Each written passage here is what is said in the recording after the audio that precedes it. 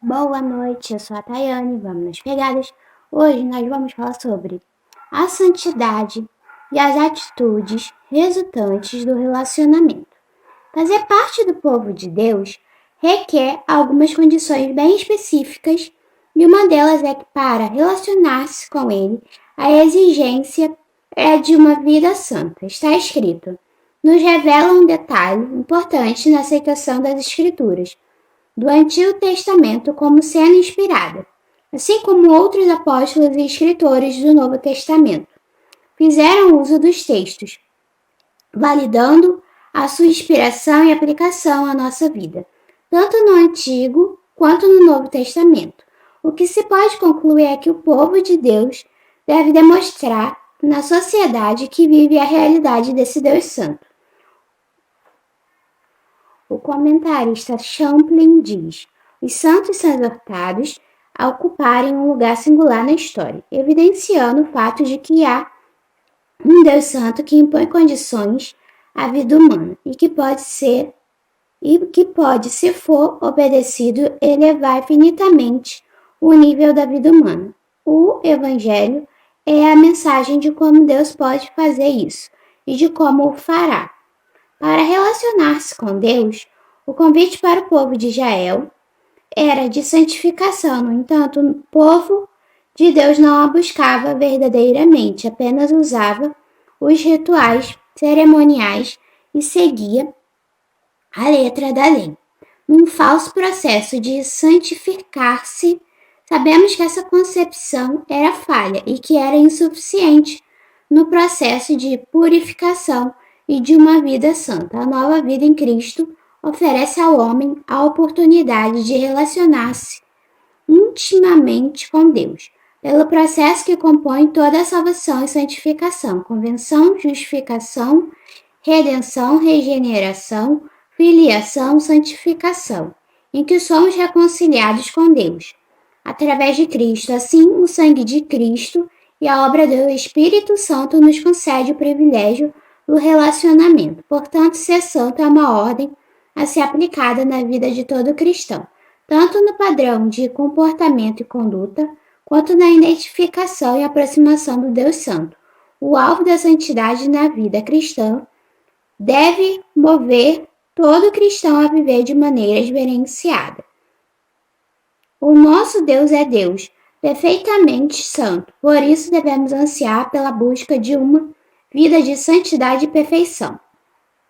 Pertencemos a Deus através dos méritos de Jesus Cristo, mediante a fé para compor os membros da família de Deus, fazer parte da sua igreja e do seu reino, chamados das trevas para a luz, da morte para a vida, da perdição para a salvação, do pecado para a santidade. Embora no mundo não pertencemos a ele, uma vez transformados na essência da alma para um novo procedimento de vida, de conduta e comportamento. Abrimos mão e renunciamos aos apelos ilusórios e temporários de uma vida de satisfação para este mundo e vivemos plenamente em abundância a nova vida em Cristo, separados para um relacionamento santo com Deus Santo.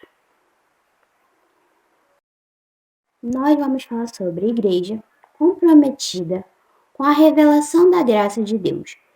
Se encontra em Mateus, capítulo 16, versículo 17, que diz assim: Então, Jesus lhe afirmou: Bem-aventurado és, Simão Bar-Jonas, porque não foi carne e sangue que te revelaram, mas meu Pai que está nos céus. Jesus, diante da declaração de Pedro, disse que a sua fé, sua crença e entendimento de quem era Jesus fora algo do céu, revelado pelo Pai.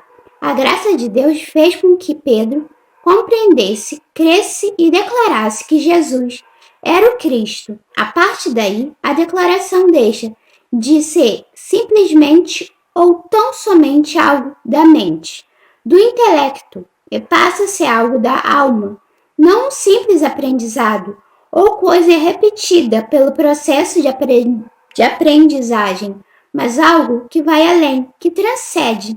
O que Pedro disse era obra de Deus.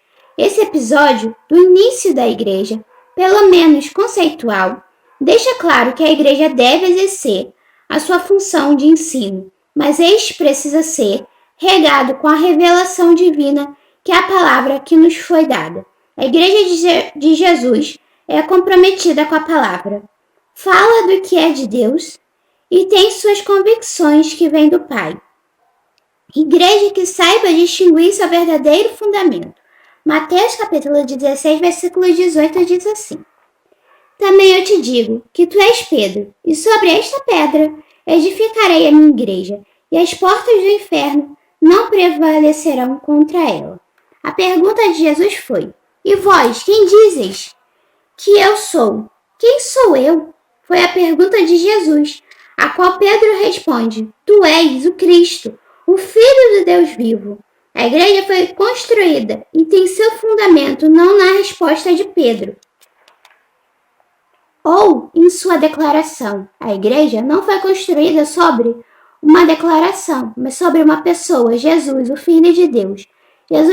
Jesus é esta pedra firme, inconfundível, rocha Petra, e não qualquer pedra, Petros ou pedrinhas, mesmo que traga alguma aparência. Jesus perguntou: Quem eu sou? A questão era a sua pessoa, e não uma declaração simplesmente. Não se pode colocar outro fundamento ou trocar o fundamento posto. Paulo diz à igreja de Corinto, porque ninguém pode pôr outro fundamento, além do que já está posto, o qual é Jesus Cristo. Primeira carta aos Coríntios, capítulo 13, versículo 11. Igreja que tem a convicção de seu pertencimento. Vivemos tempos em que instituições têm sido questionadas e desacreditadas. É preciso que haja compreensão do que seja de fato igreja.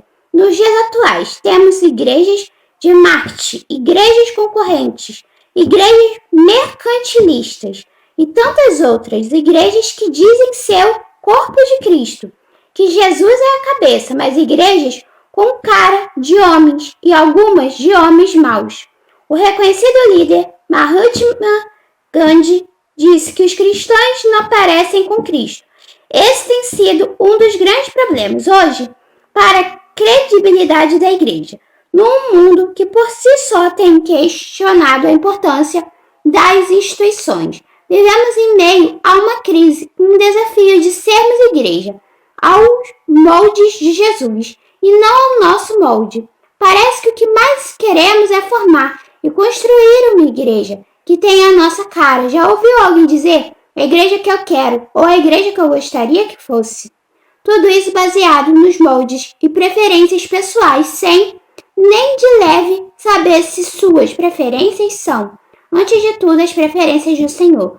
Jesus ensinou sobre a igreja, dizendo: a minha igreja, e nós preocupados em fazer da igreja de Jesus a nossa igreja. Igreja com a minha cara. A igreja precisa parecer com Cristo, porque ela é de Jesus. A igreja é o corpo de Cristo. João declarou que aquele que recebeu Jesus como Salvador e Senhor precisa andar como ele andou.